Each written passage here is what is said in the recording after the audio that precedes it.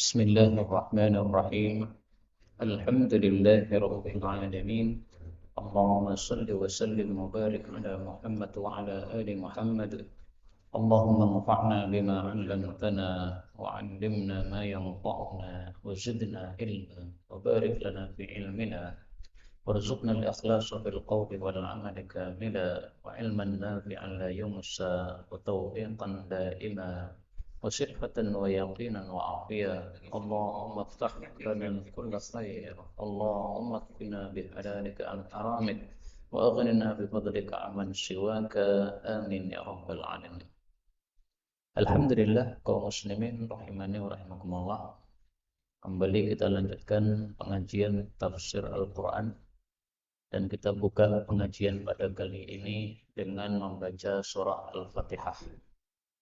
A'udzu billahi minasy syaithanir rajim. Bismillahirrahmanirrahim. Alhamdulillahi rabbil alamin. Ar-Rahmanir Rahim. Maliki yaumiddin. Iyyaka na'budu wa iyyaka nasta'in. اهدنا الصراط المستقيم صراط الذين أنعمت عليهم غير المغضوب عليهم ولا الضالين. آمين. Pada pertemuan yang lalu sudah kita bahas ayat yang ke-6, yaitu ihdinas siratal mustaqim. Tunjukilah kami ke jalan yang lurus. Dan sudah kita jelaskan bahwa kata-kata ihdina, tunjukilah kami, maksudnya adalah minta dua hal. Yang pertama, minta ditambah hidayah. Yang kedua, minta diteguhkan di dalam hidayah. Kita lanjutkan sekarang. Allah mengatakan siratal jalan alladzina, orang-orang yang an'amta alaihim, engkau berikan kenikmatan kepada mereka. Ghairi, bukan al-maghdubi, orang yang dimurkai, alaihim, terhadap mereka. Waladhdallin, juga bukan orang-orang yang sesat. Ayat ini menjelaskan apa itu jalan yang lurus. Ternyata jalan yang lurus adalah jalannya orang-orang yang diberi nikmat oleh Allah. Siapa yang diberi nikmat oleh Allah? Yang diberi nikmat oleh Allah adalah selain orang-orang yang dimurkai oleh Allah dan selain orang-orang yang sesat. Berarti ada tiga kelompok. Pertama, kelompok orang yang dikasih nikmat oleh Allah. Yang kedua, kelompok orang yang dimurkai oleh Allah. Yang ketiga, kelompok orang yang sesat. Nah, siapa orang yang dikasih nikmat oleh Allah? Ini sudah ada penjelasannya pada surat An-Nisa. Mari kita lihat surat An-Nisa. Pada surat An-Nisa ayat 69 Allah mengatakan, "Wa may yuti'illaha wa rasul", siapa yang taat kepada Allah dan Rasul, "fa ulaika ma'al ladzina an'ama Allahu 'alaihim", maka mereka bersama orang-orang yang diberi nikmat oleh Allah, yaitu minan nabiyyin, para nabi, wasiddiqin, dan para siddiqin, wasyuhada, dan orang-orang yang mati syahid, wassalihin, dan orang-orang saleh. Jadi orang yang dikasih nikmat oleh Allah ini 4 kelompok ini. Para nabi, misalnya Nabi Muhammad SAW.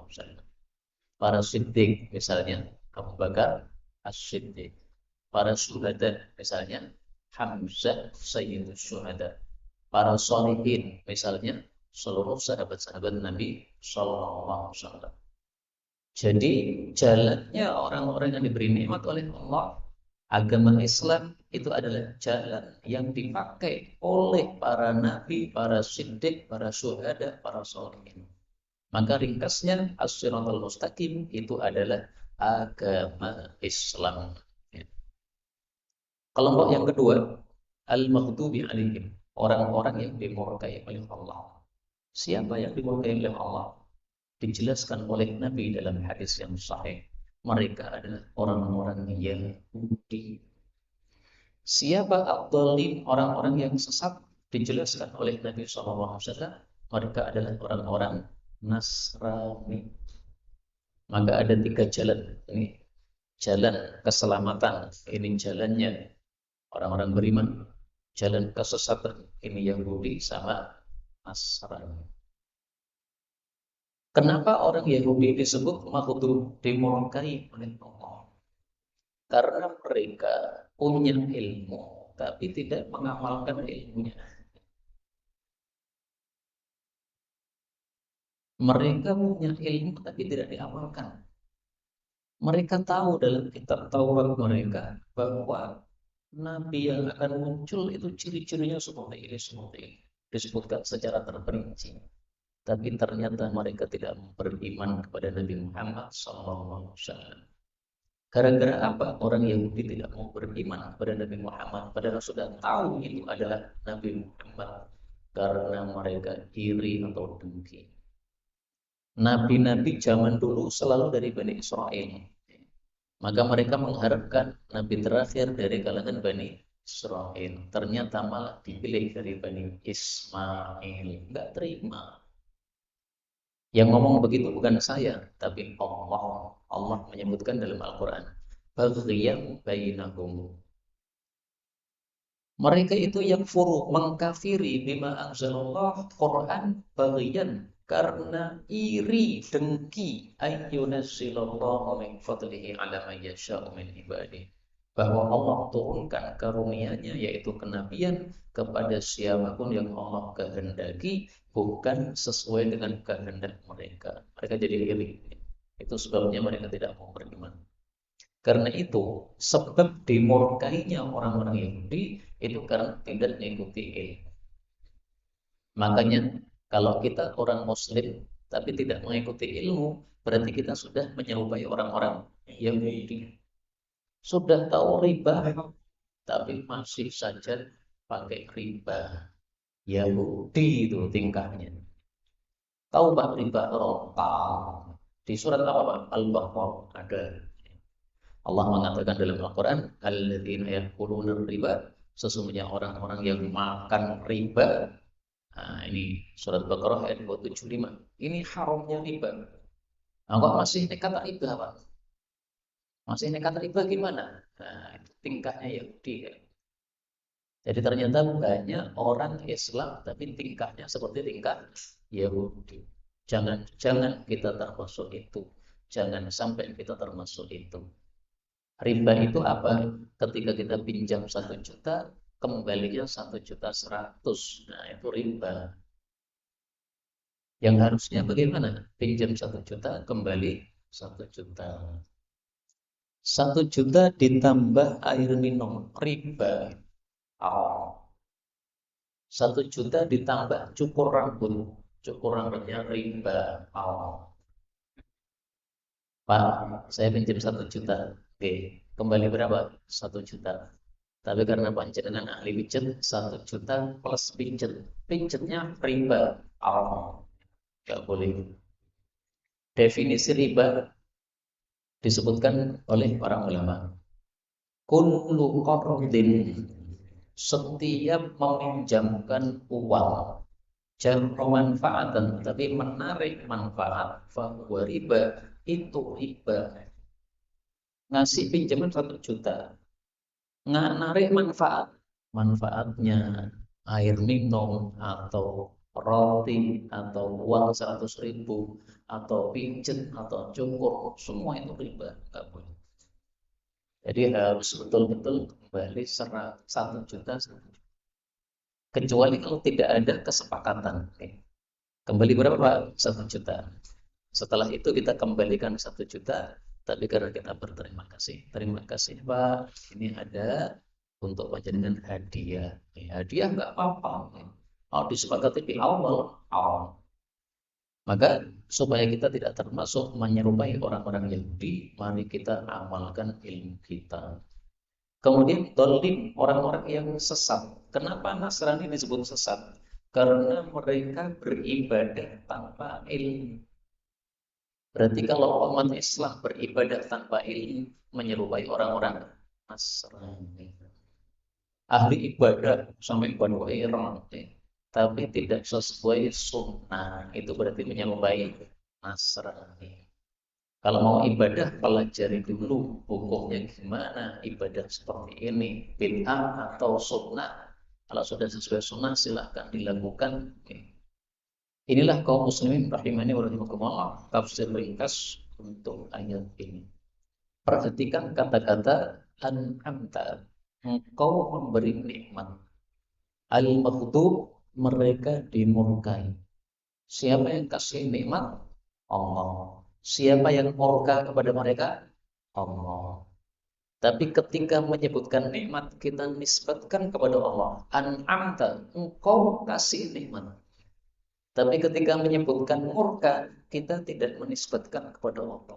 Kita tidak mengatakan orang-orang yang engkau murkai, tidak. Tapi orang-orang yang dimurkai. Maka di sini diambil pelajaran oleh para ulama, kebaikan-kebaikan pantasnya disandarkan kepada Allah. Tapi keburukan-keburukan tidak sepantasnya disandarkan kepada Allah. Contoh lagi, misalnya kita berdoa, istisqa minta hujan. Apa kita katakan? Allahumma ya Allah, ya arhamar rahimin, zat yang maha rahmat, ya khairar razikin, wahai zat yang memberi rizki. Nah, yang baik-baik yang kita sebutkan. Jangan mengatakan, ya Allah yang suka nurunkan paceklik. Ya Allah, zat yang suka ngirim musibah. Nah, jangan begitu. Itu enggak sopan sama Allah Subhanahu wa ta'ala. Memang betul paceklik itu yang kirim Allah. Musibah itu yang kirim juga Allah. Tapi keburukan-keburukan jangan dinisbatkan kepada. Kita temukan dalil yang lain untuk masalah ini. Allah menyebutkan dalam Al-Quran, biyadikal khairu, pada surat Ali Imran ayat 26. Biyadika, hanya di tanganmu, al khairu, segala kebaikan. Kebaikan semuanya di tangan Allah. Turun hujan, siapa yang menurunkan? Allah. Tumbuh-tumbuhan, siapa yang menumbuhkan? Allah. Keburukan juga di tangan Allah. Musibah siapa yang menciptakan? Allah. Kematian siapa yang menciptakan? Allah juga. Tapi uniknya di sini, biyadikal khair. Semua kebaikan di tanganmu. Kita tidak menyebutkan keburukan. Kenapa? Ini adab kepada Allah Subhanahu wa ta'ala. Bahwa kebaikan itulah yang sepantasnya dinisbatkan kepada Allah Subhanahu wa ta'ala. Dalil yang lain. Rasulullah Shallallahu Alaihi Wasallam berdoa. Dalam doanya waktu itu adalah doa untuk salat tahajud. Di dalam doanya Nabi mengatakan, wal khairu kulluhu fi yadaik. Semua kebaikan ada di tanganmu. Wasyarru laisa ilaik. Sementara keburukan tidak dinisbatkan kepadamu. Nah, ini adabnya kepada Allah Subhanahu wa ta'ala. Makanya Allah mengajarkan kepada kita membaca kata-kata ini. Ghairil maghdubi alaihim waladhdallin. Kaum muslimin rahimani wa rahimakumullah. Orang-orang yang dimurkai oleh Allah ini adalah orang-orang Yahudi. Nah, ini mengingatkan kita kejadian sekarang yang terjadi di Palestina. Orang-orang Zionis Israel menyerang kaum muslimin. Yang diserang adalah anak-anak kecil, wanita-wanita yang di rumah sakit. Nah, seperti itu membuat murka Allah Subhanahu wa ta'ala. Sehingga sewajarnya kalau orang Yahudi itu dimurkai oleh Allah Subhanahu wa ta'ala. Kalau mau perang yang berani dong, yang dihadapi adalah tentara-tentara. Jangan membunuh anak-anak kecil begitu. Itu namanya pengecut seperti itu. Nah, itulah sikapnya, tingkahnya orang-orang Yahudi yang sepantasnya kita tidak menirunya. Kemudian kita menutup dengan kata-kata amin. Amin ini tidak termasuk Al-Fatihah. Sehingga kalau ada orang sholat membaca waladhdallin kemudian diam, tidak pakai amin, sholatnya sah atau tidak? Sah, karena bukan termasuk Al-Fatihah. Tapi kalau tidak pakai Bismillahirrahmanirrahim, ini menurut mazhab Syafi'i tidak sah karena ini ayat pertama. Gitu. Tapi kalau amin ini bukan termasuk Fatihah. Amin ada dua fadilahnya. Fadilah yang pertama, Rasulullah Shallallahu Alaihi Wasallam bersabda, "Ma hasadatkum, tidaklah iri kepada kalian al-Yahudu, orang-orang Yahudi, ala syai'in terhadap sesuatu, ma hasadatkum seperti iri mereka kepada kalian ala salami wa ta'min, karena ucapan salam dan ucapan amin." Jadi pada syariat kita umat Islam, kalau ketemu disuruh mengucapkan Assalamualaikum. Di Yahudi tidak ada. Kalau mereka berjumpa itu cuma isyarat dengan tangan begini atau begini. Kemudian kalau kita berdoa, kita disuruh menutup dengan amin. Nah, di Yahudi tidak ada. Makanya Yahudi itu iri sama umat Islam karena di kita umat Islam ada syariat salam ketika berjumpa. Mereka iri, wah umat Islam kok apik men. Kalau berjumpa kok saling menyapa dengan ucapan salam, saling mendoakan keselamatan. Kemudian kalau kita berdoa amin amin, nah, mereka juga iri, wah enak sekali umat Islam. Kalau berdoa ada tutupannya yaitu amin, ada penutupnya yaitu amin amin. Mereka iri. Maka inilah fadilah amin yang pertama. Fadilah amin yang kedua, Rasulullah bersabda, wa idza qala, kalau imam membaca ghairil maghdubi alaihim waladdallin faqulu, maka ucapkanlah amin. Kenapa? Yujibukumullah, Allah akan kabulkan doa kalian. Berarti fadilahnya amin apa? Menyebabkan doa kita lebih mustajab. Karena itu kalau doa angkat tangan, Pak. Karena mengangkat tangan menyebabkan doa mustajab. Kemudian kalau doa baca selawat, karena selawat menyebabkan doa mustajab. Kemudian kalau doa ditutup dengan amin, karena amin menyebabkan doa mustajab. Banyak sekali penyebab-penyebab doa mustajab. Ini hadisnya riwayat ini riwayat Imam Muslim, derajat yang sahih. Sudah selesai tafsir ringkas untuk surat Al-Fatihah. Kita lanjutkan surat Al-Baqarah. Kita baca 5 ayat pertama. Bismillahirrahmanirrahim. Alif Lam Mim. Dzalikal kitabu la raiba fihi hudan lil muttaqin. الذين يؤمنون بالغيب ويقيمون الصلاة ومما رزقناهم ينفقون والذين يؤمنون بما أنزل إليك وما أنزل من قبلك وبالآخرة هم يوقنون أولئك على هدى من ربهم وأولئك هم المفلحون. Kenapa cuma sampai ayat 5? Karena dari ayat 1 sampai 5 ini bicara tentang orang-orang beriman. Nanti ayat 6 dan 7 ini bicara tentang orang-orang kafir. Nanti berikut-berikutnya bicara tentang orang-orang munafik. Maka sekarang kita bicara tentang orang-orang beriman. Allah mengatakan Alif Lam Mim. Apa tafsirnya Alif Lam Mim? Ada dua pendapat. Pendapat sebagian kecil ulama mengatakan Alif ini ringkasan dari Allah. Lam ini ringkasan dari Jibril. Kemudian Mim itu ringkasan dari Muhammad sallallahu alaihi wasallam. Berarti Alif Lam Mim Allah turunkan Quran lewat malaikat Jibril kepada Nabi Muhammad sallallahu alaihi wasallam. Tapi ini tafsiran sebagian kecil ulama. Mayoritas para ulama mengatakan Alif Lam Mim sama dengan Alif Lam Ra, sama dengan Hamim, sama dengan Nun, sama dengan Yasin, sama dengan Shad, sama dengan dan lain-lain. Yaitu huruf-huruf yang tidak ada yang mengetahui maknanya selain Allah Subhanahu wa taala. Jadi kalau kita ditanya apa tafsirnya Alif Lam Mim, tidak tahu. Siapa yang tahu? Allah saja yang tahu. Terus kalau hanya Allah yang tahu apa fungsinya alif lam mim diturunkan. Fungsinya dua. Fungsi yang pertama, ketika kita membaca alif, ini pahalanya 10. Lam 10, mim 10.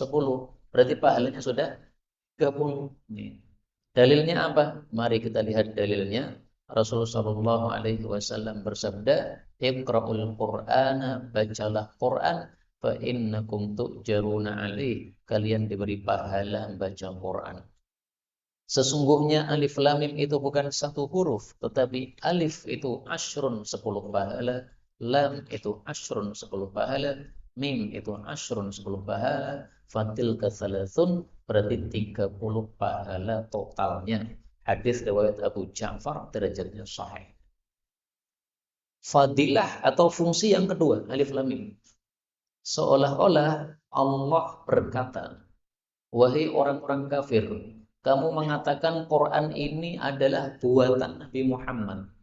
Kalau betul ini buatan Nabi Muhammad, kamu coba membuat surat seperti yang dibuat Muhammad. Dengan huruf-huruf yang sama dengan huruf yang dipakai Nabi Muhammad. Dia pakai alif, dia pakai lam, dia pakai mim. Coba bisa nggak buat Quran tandingan? Jadi alif lam mim ini Allah menantang orang-orang kafir. Kalau betul kamu katakan bahwa ini buatan Muhammad, berarti kamu pun juga bisa buat. Karena Muhammad manusia, kamu juga manusia. Muhammad orang Arab, kamu juga orang Arab. Muhammad huruf-hurufnya itu alif lam mim, kamu juga pakai huruf alif lam mim. Ternyata tantangan itu 3 kali disampaikan oleh Allah. Sampai hari ini tidak ada satupun orang kafir yang bisa menanggapi tantangan Allah. Tantangan pertama suruh buat Quran tandingan, nggak bisa. Allah turunkan levelnya, suruh buat 10 surat tandingan Quran, nggak bisa.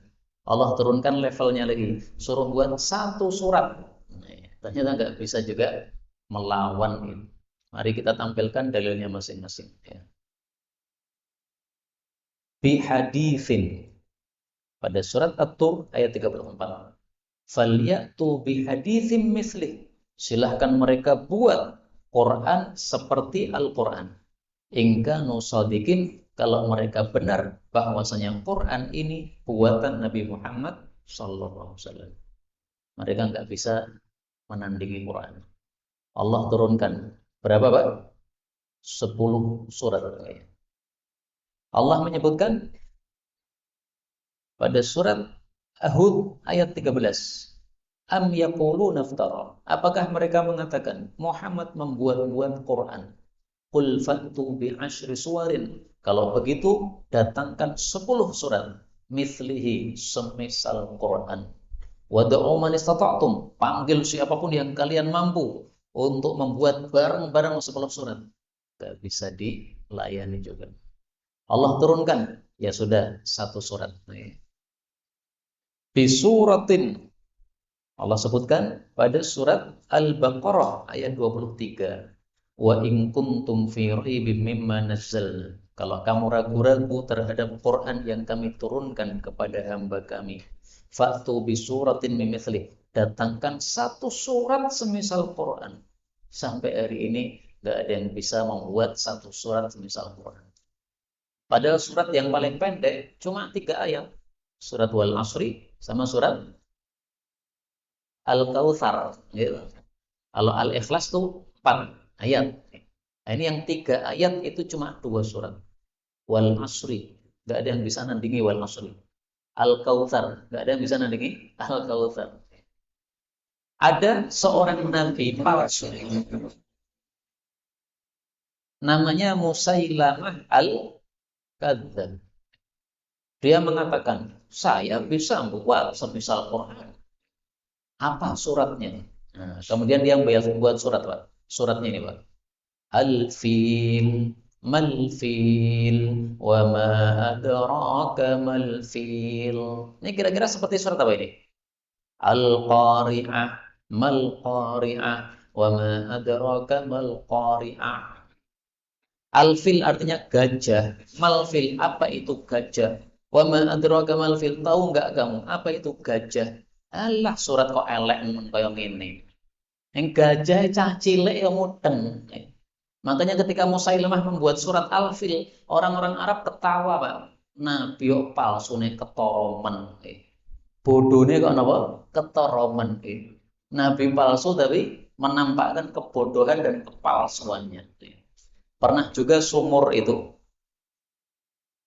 agak kering airnya. Maka Musailamah dipanggil, wahai Nabi Musailamah. Nabi Muhammad itu yang di Mekah itu, yang di Madinah itu, kalau ada sumur kering, maka diludahi, maka airnya menjadi banyak. Maka tolong ini sumurnya diludahi. Akhirnya dia datang ke sumur tadi, meludah ke sumur tadi, malah airnya bukan bertambah, tapi malah jadi kecing, Pak. Jadi dilecehkan oleh Allah Subhanahu wa Ta'ala.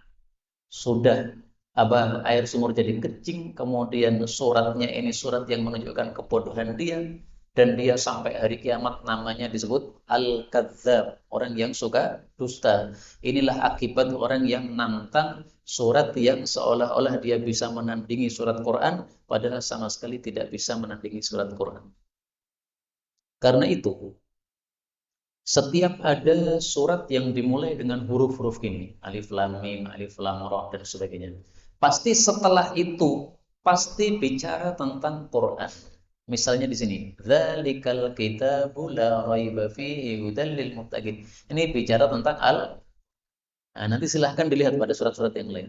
Kalau ada huruf-huruf yang terpotong-potong seperti ini, alif lam mim dan sebagainya, pasti setelahnya nanti bicara tentang Al-Quran atau bicara tentang wahyunya Allah Subhanahu wa Ta'ala kepada nabi-nabinya.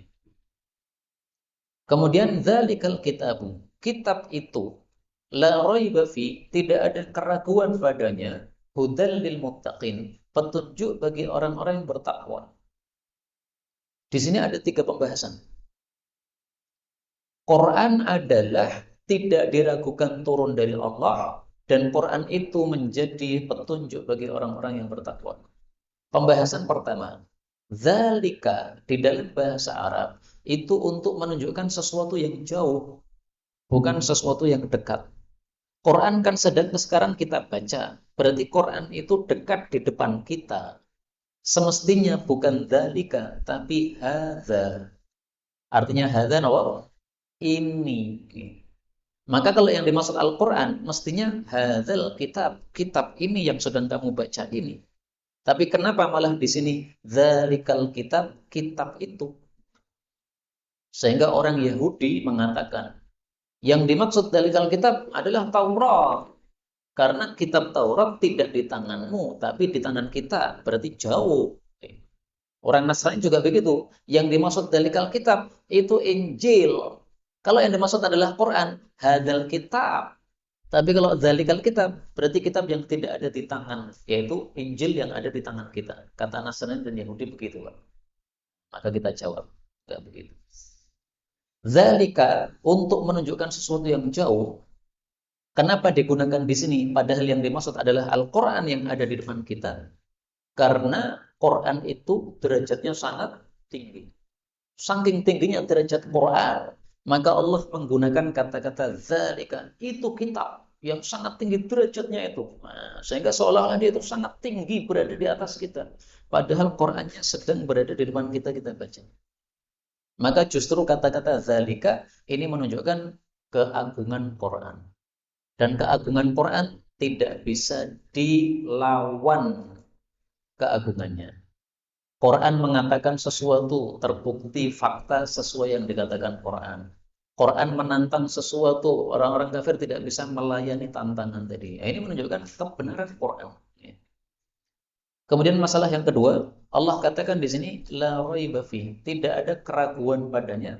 Maksudnya tidak diragukan bahwa turunnya Quran itu dari Allah. Tidak diragukan bahwa Quran itu bukan ucapan Nabi Muhammad. Kalau Quran ucapan Nabi Muhammad, pasti antara satu kata dengan kata yang lain nanti ada kontradiksi. Karena manusia sering lupa dan salah. Tapi dari awal Quran sampai akhir Quran, tidak ada satupun kontradiksi. Menunjukkan ini semuanya adalah kebenaran, dan kebenaran itu mutlak di tangan Allah Subhanahu wa Ta'ala. Makna ini la raiba fi, tidak diragukan bahwa Quran turun dari Allah Subhanahu wa taala, itu kita temukan tafsirannya pada surat yang lain. Mari kita lihat. Disebutkan oleh Allah pada surat Yunus ayat 37. Allah mengatakan wa tafsilal kitabi, dan penjelasan untuk Al-Qur'an, la raiba fihi min rabbil alamin. Tidak diragukan bahwasanya Quran itu turunnya dari Allah pemelihara seluruh alam. Nah, maka tafsiran surat Al-Baqarah ayat 2 ini adalah surat Yunus ayat 37. Demikian juga disebutkan pada surat As-Sajdah ayat 2. Allah mengatakan Alif Lam Mim tanzilul kitabi, diturunkan Al-Qur'an, la raiba fihi min rabbil alamin. Tidak ada keraguan bahwa dia datang dari pemelihara seluruh alam. Adapun orang-orang kafir, mereka ragu terhadap Quran. Itu bukan urusan kita, itu urusan mereka sama Allah Subhanahu wa taala. Tapi bahwasanya Quran itu tidak diragukan datangnya dari Allah, ya sudah pasti. Pembahasan ketiga, hudal lil muttaqin. Quran adalah petunjuk untuk orang-orang yang bertakwa. Padahal kita temukan dalam surat Al-Baqarah ayat yang lain, Allah mengatakan hudal linnas. Quran itu adalah petunjuk untuk seluruh manusia. Yang benar yang mana? Baqarah ayat 2 atau Baqarah ayat 185? Semuanya benar. Karena Quran tidak ada kontradiksi. Maka maksudnya adalah Quran itu asalnya diturunkan untuk petunjuk seluruh manusia. Yahudi, Nasrani, Buddha, Hindu, kalau pengen selamat masuk surga, silahkan pakai ini Quran. Tapi ternyata yang mau menggunakan Quran hanyalah orang-orang yang bertakwa. Maka hudal linnas, ini Allah bicara tentang tujuan asal diturunnya Quran. Adapun hudal lil muttaqin, ini Allah bicara tentang fakta yang terjadi sekarang ini. Siapa yang mau menggunakan Quran? Orang-orang yang bertakwa. Maka definisi orang-orang bertakwa adalah orang yang mau menggunakan Quran sebagai hidayah. Quran mengatakan haram, kita tinggalkan. Quran mengatakan halal, kita lakukan. Nah, itu baru orang bertakwa. Adapun dia mengatakan saya bertakwa kepada Allah, tapi minum minuman keras, itu bukan bertakwa. Saya bertakwa kepada Allah, tetapi malah makan riba atau transaksi dengan riba, itu bukan bertakwa namanya. Takwa itu menjadikan Quran sebagai huda, sebagai petunjuk. Kaum muslimin rahimani wa rahimakumullah, penjelasan untuk malam ini saya tutup dengan dalil-dalil yang menunjukkan bahwa siapa yang mengikuti petunjuk Allah akan ditambah petunjuknya oleh Allah. Siapa yang mengamalkan ilmu akan ditambah ilmunya oleh Allah. Mari kita lihat dalil-dalilnya. Dalil yang pertama, Allah mengatakan pada surat Fatir, pada surat Muhammad ayat 17.